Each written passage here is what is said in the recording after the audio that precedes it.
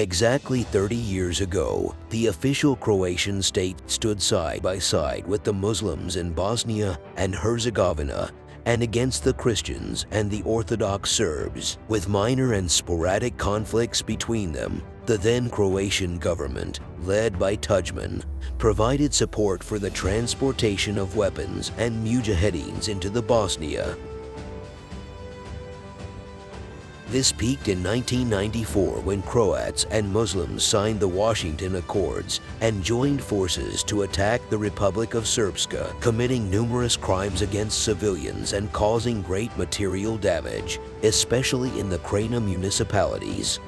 After the Dayton Accords, when Croats and Muslims are packed into the same entity, it turns out that the Washington Accords, which gave Croats the impetus to resolve their issue militarily, but on the other hand also tied them to a federation with far more numerous Muslims, were actually their biggest mistake. Muslims, emboldened by their superior position in the years after the Dayton Peace Agreement, started to degrading the equal rights of the Croats in every possible sense.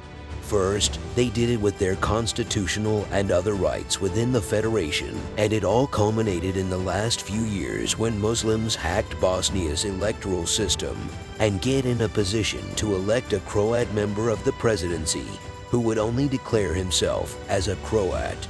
The best practical presentation of this is the current Croatian member of the presidency, Željko Komšić, who was a member of the Muslim army during the war and was awarded by the Golden Lily, highest Muslim military award. Regarding to that situation, the interests of Croats in the presidency of Bosnia today are actually protected by the Serb member Milorad Dodik. This might be absurd of its kind, but we are aware that it is Bosnia and Herzegovina. Apart from the constitutional degradation of Croats in Bosnia and Herzegovina, their number has decreased over the years, and now they have barely 15% in the census.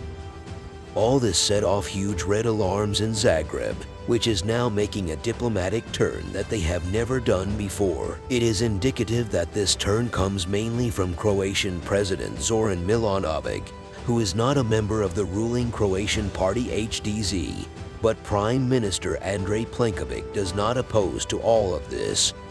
Milanovic, who is leading this new wave of Croatian diplomatic activity towards Bosnia, has finally begun to respect Dodik as Serb member of presidency in that sense, because he understands that neither him nor the Croats have a better ally in the presidency of Bosnia-Herzegovina.